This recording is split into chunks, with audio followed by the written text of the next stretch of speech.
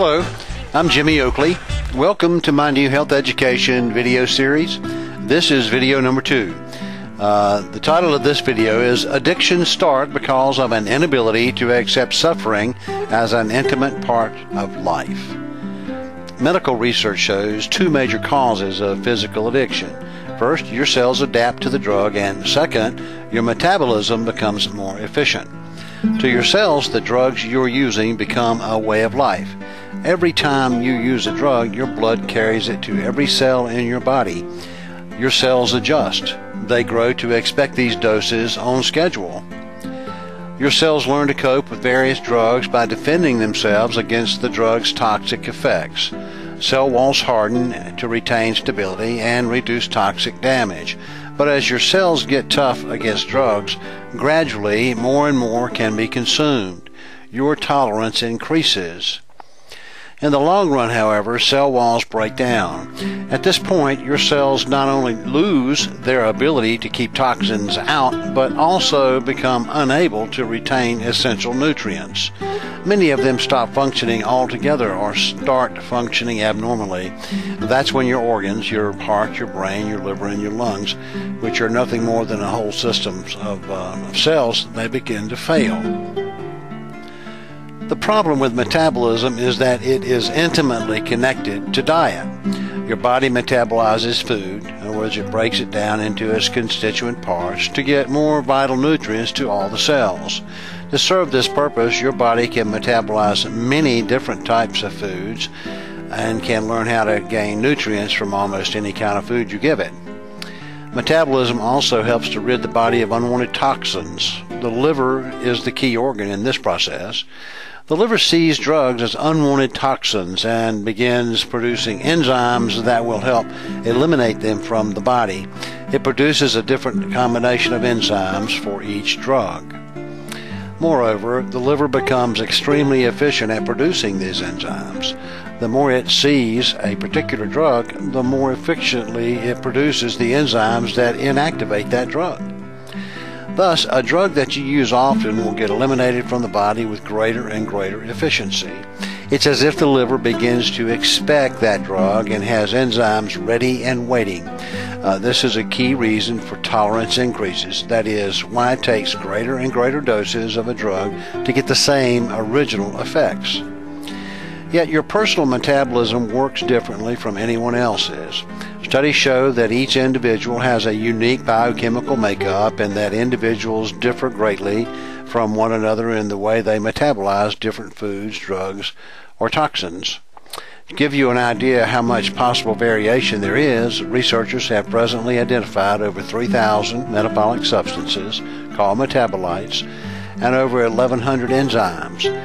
Each individual has different proportions of all 4,100 of these biochemicals.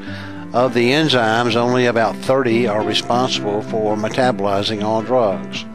Also, the mixture of biochemicals varies from each kind of food that you ingest. For example, your body uses different biochemicals to metabolize the different classes of foods: meat, your grains, your vegetables, beans, fruits, and nuts.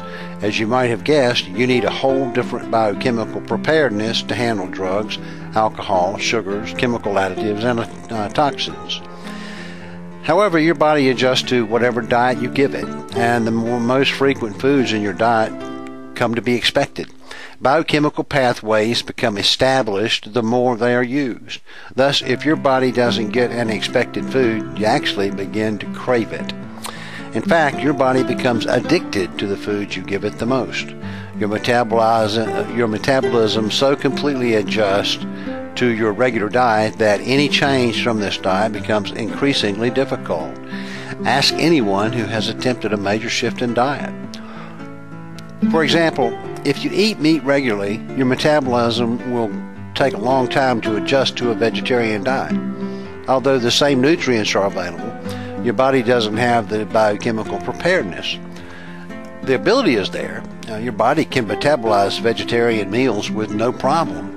But to gain the same efficiency with a new diet can take from 1 to 7 years. The important thing to remember is this: metabolism depends on diet. For our purposes, diet includes not only the nutritious foods, but also the non-nutritious foods such as sugar and alcohol, as well as other substances such as chemical additives in food, environmental toxins, and drugs. You can change your metabolism if you change your diet. Although it will take a long time to change your metabolism significantly, you'll feel incredible improvements after just a few months. You'll discover the kinds of changes you need to make in a later chapter of my book. We become addicted to drugs partly as a way to to avoid life's miseries. In our minds, at least, we become unwilling to suffer. Real life is loaded with suffering. We not only experience a myriad of physical pains, but also must cope with psychological pain. Many events make us ache inside.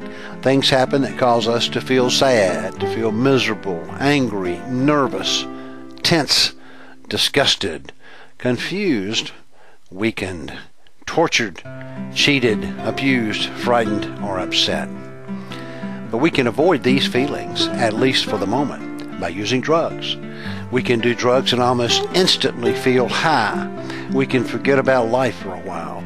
We can experience pleasure, excitement, power, courage, thrills, joy, enchantment, and a sense of connection with other people and the world around us. Of course, in the long run, drugs will become less and less effective at bringing these benefits. Over time, the drugs themselves start causing suffering. Soon we find we're using drugs to relieve the misery that drugs themselves have caused. This is known as the vicious cycle of addiction. It goes something like this. Life doesn't feel too good. Bang! Try this drug or that drug, and things feel better. Come down off that drug, and things feel worse. Just a little worse than they did before you took the drug in the first place. No better. Bang! Use the drug and feel good again. Gradually your biochemistry changes. Your brain learns that it doesn't have to keep producing these chemicals that make you feel good. These chemicals keep appearing without the brain having to do any work. That's why each time you try to get off drugs, you feel a little worse than the time before.